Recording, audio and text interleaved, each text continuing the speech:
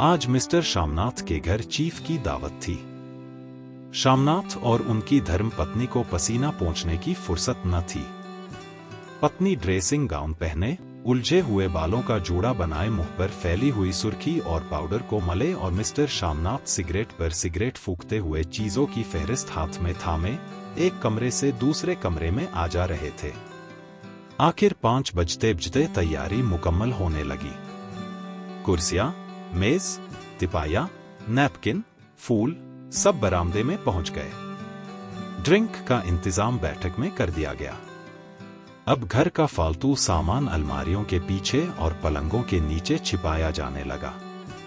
तभी शामनाथ के सामने सहसा एक अड़चन खड़ी हो गई। मां का क्या होगा? इस बात की ओर न उनका और न उनकी कुशल गृहिणी का ध्यान गया था। मिस्टर शामनाथ श्रीमती की ओर घूमकर अंग्रेजी में बोले, मां का क्या होगा? श्रीमती काम करते करते ठहर गईं और थोड़ी देर तक सोचने के बाद बोली, इन्हें पिछवाड़े इनकी सहेली के घर भेज दो, रात भर बेशक वहीं रहें, कल आ जाए। शामनाथ सिगरेट मुंह में रखे, सिकुड़ी आंखों से श्रीमती के चेहरे की ओर देखते हुए पल भर सोचते रहे, फिर सिर हिलाकर बोले, नहीं, मैं नहीं चाहता कि उस बुढ़िया का आना जाना यहां फिर से शुरू हो। पहले ही बड़ी मुश्किल से बंद किया था। मां से कहें कि जल्दी ही खाना खा के शाम को ही अपनी कोठरी में चली जाए। मेहमान कहीं 8 बजे आएंगे, इससे पहले ही अपने काम से निपट ले। सुझाव ठीक था, दोनों को पसंद आया। मगर फिर सहसा श्रीमती बोल उठी, जो वह सो गईं और नींद में खर्राटे लेने लगीं, तो साथ ही तो बरामदा है जहां लोग खाना खाएंगे, तो इन्हें कह देंगे कि अंदर से दरवाजा बंद कर ले, मैं बाहर से ताला लगा दूंगा। या मां को कह देता हूं कि अंदर जाकर सोए नहीं, बैठी रहें, और क्या? और जो सो गई तो डिनर का क्या मालूम कब तक चले। 11 बजे तक तो तुम ड्रिंक ही करते रहते हो। शामनाथ कुछ खींच उठे, हाथ झटकते हुए बोले, अच्छी भली यह भाई के पास जा रही थी, तुमने यूं ही खुद अच्छा बनने के लिए बीच में टांग अड़ा दी। आप सुन रहे हैं ए भीष्म साहनी जी की लिखी कहानी चीफ की दावत। वाह, तुम मां और बेटे की बातों में मैं क्यों बुरी बनूं? तुम जानो और वह जाने। मिस्टर शामनाथ चुप रहे।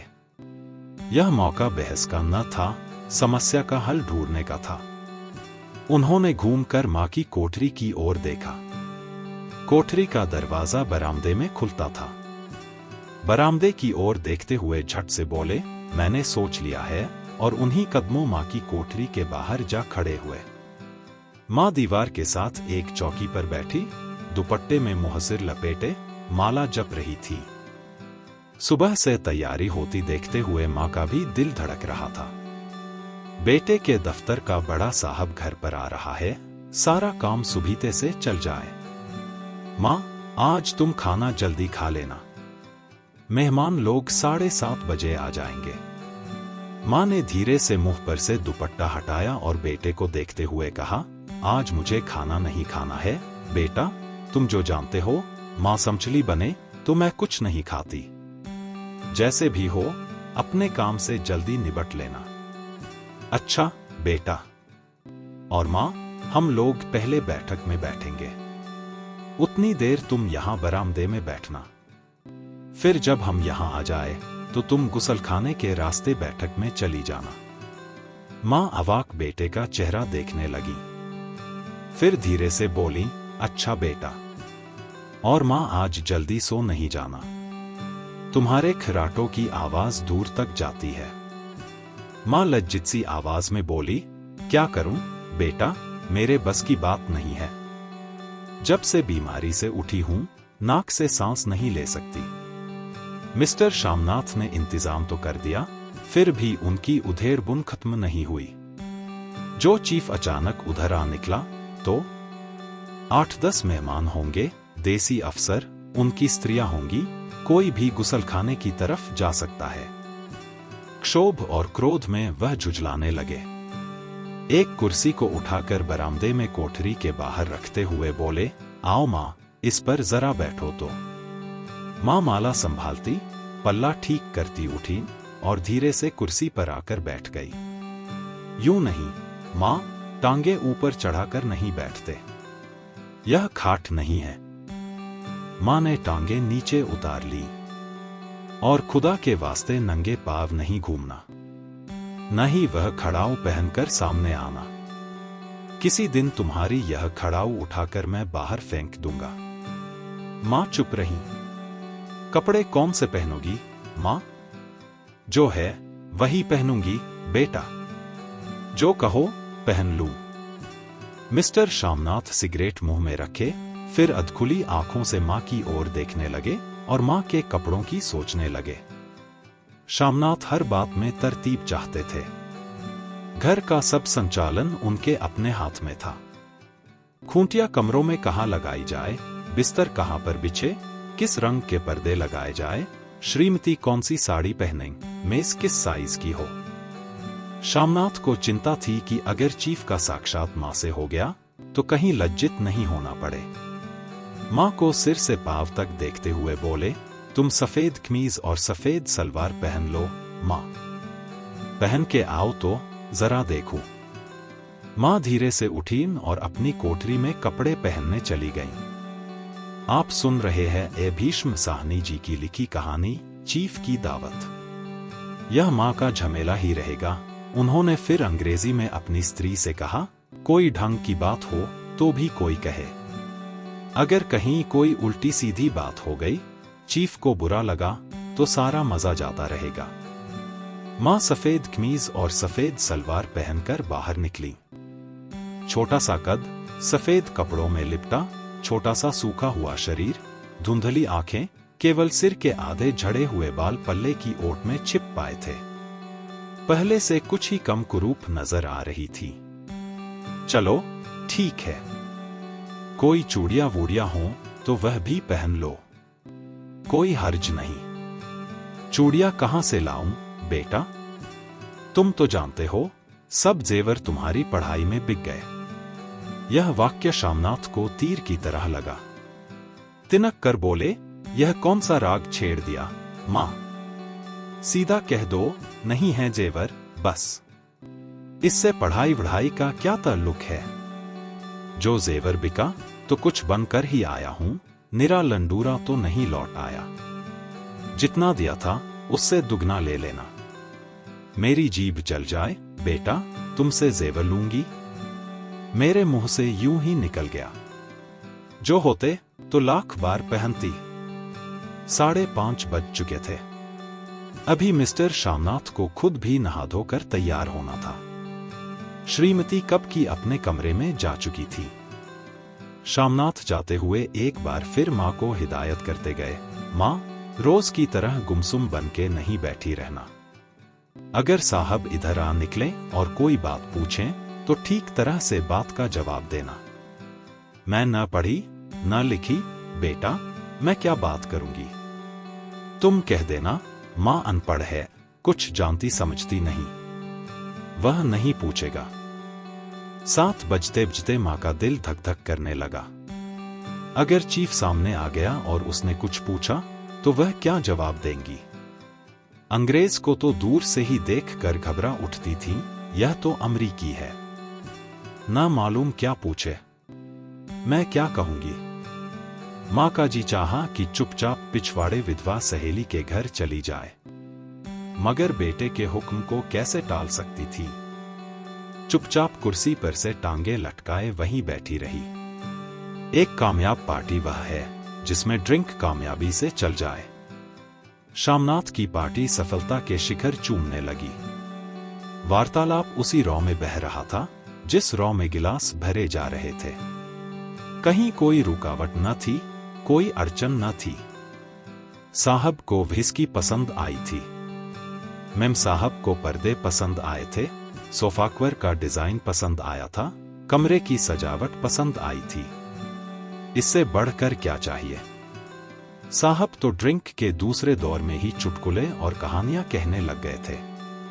दफ्तर में जितना रोब रखते थे, यहां पर उतने ही दोस्त परवर हो रहे थे और उनकी स्त्री काला गाउन पहने, गले में सफेद मोतियों का हार, सेंट और पाउडर की महक से ओतप्रोत कमरे में बैठी सभी देसी स्त्रियों की आराधना का केंद्र बनी हुई थी। बात बात पर हंसती, बात बात पर सिर हिलाती और शामनाथ की स्त्री से तो ऐसे बातें कर रही थीं जैसे उनकी पुरानी सहेली हों। और इसी रो में पीते पिलाते 10:30 बज गए। वक्त गुजरते पता ही न चला। आखिर सब लोग अपने अपने गिलासों में से आखिरी घूंट पीकर खाना खाने के लिए उठे और बैठक से बाहर निकले। आगे आगे शामनाथ रास्ता दिखाते हुए, पीछे चीफ और दूसरे मेहमान। आप सुन रहे हैं ए भीष्म साहनी जी की लिखी कहानी चीफ की दावत। बरामदे में पहुंचते ही शामनाथ सहसा ठिठक गए। जो दृश्य उन्होंने देखा उससे उनकी टांगें लड़खड़ा गई और क्षण भर में सारा नशा हिरन होने लगा। बरामदे में ऐन कोठरी के बाहर मां अपनी कुर्सी पर ज्यों की त्यों बैठी थी, मगर दोनों पांव कुर्सी की सीट पर रखे हुए और सिर दाएं से बाएं और बाएं से दाएं झूल रहा था और मुंह में से लगातार गहरे खर्राटों की आवाजें आ रही थीं। जब सिर कुछ देर के लिए टेढ़ा होकर एक तरफ को थम जाता तो खर्राटे और भी गहरे हो उठते, और फिर जब झटके से नींद टूटती तो सिर फिर दाएं से बाएं झूलने लगता। पल्ला सिर पर से खिसक आया था और मां के झरे हुए बाल आधे गंजे सिर पर अस्तव्यस्त बिखर रहे थे। देखते ही शामनाथ क्रुद्ध हो उठे। जी चाहा कि मां को धक्का देकर उठा दें और उन्हें कोठरी में धकेल दें, मगर ऐसा करना संभव न था। चीफ और बाकी मेहमान पास खड़े थे। मां को देखते ही देसी अफसरों की कुछ स्त्रियां हंस दी कि इतने में चीफ ने धीरे से कहा, पुअर डियर। मां हड़बड़ा के उठ बैठी। सामने खड़े इतने लोगों को देखकर ऐसी घबराई कि कुछ कहते न बना। झट से पल्ला सिर पर रखती हुई खड़ी हो गईं और जमीन को देखने लगी। उनके पांव लड़खड़ाने लगे और हाथों की उंगलियां थरथर कांपने लगी। मां, तुम जाके सो जाओ, तुम क्यों इतनी देर तक जाग रही थीं? और खिसियाई हुई नजरों से शामनाथ चीफ के मुंह की ओर देखने लगे। चीफ के चेहरे पर मुस्कुराहट थी। वह वहीं खड़े खड़े बोले, नमस्ते। मां ने झिझकते हुए अपने में सिमटते हुए दोनों हाथ जोड़े, मगर एक हाथ दुपट्टे के अंदर माला को पकड़े हुए था, दूसरा बाहर, ठीक तरह से नमस्ते भी न कर पाई। शामनाथ इस पर भी खिन्न हो उठे। इतने में चीफ ने अपना दाया हाथ मिलाने के लिए मां के आगे किया। मां और भी घबरा उठी। मां, हाथ मिलाओ। पर हाथ कैसे मिलाती? दाएं हाथ में तो माला थी। घबराहट में मां ने बाया हाथ ही साहब के दाएं हाथ में रख दिया। शामनाथ दिल ही दिल में जल उठे। देसी अफसरों की स्त्रियां खिलखिलाकर हंस पड़ी।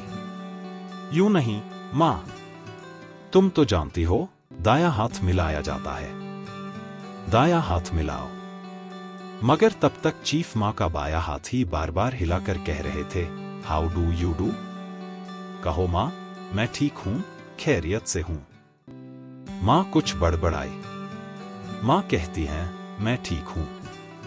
कहो मां, हाउ डू यू डू? मां धीरे से सकुचाते हुए बोली, हाउ डू डू। एक बार फिर खखा उठा। वातावरण हल्का होने लगा। साहब ने स्थिति संभाल ली थी। लोग हंसने चहकने लगे थे। शामनाथ के मन का क्षोभ भी कुछ कुछ कम होने लगा था। साहब अपने हाथ में मां का हाथ अब भी पकड़े हुए थे और मां सिकुड़ी जा रही थी। साहब के मुंह से शराब की बू आ रही थी। शामनाथ अंग्रेजी में बोले, मेरी मां गांव की रहने वाली है, उम्र भर गांव में रही है, इसलिए आपसे लजाती है। साहब इस पर खुश नजर आए। बोले, सच? मुझे गांव के लोग बहुत पसंद हैं। तब तो तुम्हारी मां गांव के गीत और नाच भी जानती होंगी। चीफ खुशी से सिर हिलाते हुए मां को टकटकी बांधे देखने लगे। मां, साहब कहते हैं कोई गाना सुनाओ। कोई पुराना गीत तुम्हें तो कितने ही याद होंगे। मां धीरे से बोली, मैं क्या गाऊंगी बेटा, मैंने कब गाया है? वाह मां, मेहमान का कहा भी कोई टालता है। साहब ने इतना रीझ से कहा है, नहीं गाओगी तो साहब बुरा मानेंगे। मैं क्या गाऊं, बेटा? मुझे क्या आता है? वाह, कोई बढ़िया टप्पे सुना दो। 2 पत्तर अनारा दे। देसी अफसर और उनकी स्त्रियों ने इस सुझाव पर तालियां पीटी। मां कभी दीन दृष्टि से बेटे के चेहरे को देखती, कभी पास खड़ी बहू के चेहरे को। इतने में बेटे ने गंभीर आदेश भरे लिहाज में कहा, मां। इसके बाद हां या ना सवाल ही न उठता था। मां बैठ गईं और क्षीण, दुर्बल, लरजती आवाज में एक पुराना विवाह का गीत गाने लगी। हरिया नी माए, हरिया नी बहने, हरिया ते भागी भरिया है। देसी स्त्रियां खिलखिला के हंस उठीं। 3 पंक्तियां गा के मां चुप हो गईं। बरामदा तालियों से गूंज उठा। साहब तालियां पीटना बंद ही न करते थे। शामनाथ की खींच प्रसन्नता और गर्व में बदल उठी थी। मां ने पार्टी में नया रंग भर दिया था। तालियां थमने पर साहब बोले, पंजाब के गांवों की दस्तकारी क्या है? शामनाथ खुशी में झूम रहे थे। बोले, ओ, बहुत कुछ साहब। मैं आपको एक सेट उन चीजों का भेंट करूंगा। आप उन्हें देखकर खुश होंगे। मगर साहब ने सिर हिलाकर अंग्रेजी में फिर पूछा, नहीं, मैं दुकानों की चीज नहीं मांगता। पंजाबियों के घरों में क्या बनता है? औरतें खुद क्या बनाती हैं? शामनाथ कुछ सोचते हुए बोले, लड़कियां गुड़िया बनाती हैं और फुलकारियां बनाती हैं। फुलकारी क्या? शामनाथ फुलकारी का मतलब समझाने की असफल चेष्टा करने के बाद मां को बोले, क्यों मां, कोई पुरानी फुलकारी घर में है? मां चुपचाप अंदर गईं और अपनी पुरानी फुलकारी उठा लाईं। साहब बड़ी रुचि से फुलकारी देखने लगे। पुरानी फुलकारी थी, जगह जगह से उसके तागे टूट रहे थे और कपड़ा फटने लगा था। साहब की रुचि को देखकर शामनाथ बोले, यह फटी हुई है साहब, मैं आपको नई बनवा दूंगा। मां बना देंगी? क्यों? मां साहब को फुलकारी बहुत पसंद है, इन्हें ऐसी ही एक फुलकारी बना दोगी ना? आप सुन रहे हैं ए भीष्म साहनी जी की लिखी कहानी चीफ की दावत। मां चुप रही। फिर डरते डरते धीरे से बोली, अब मेरी नजर कहाँ है बेटा?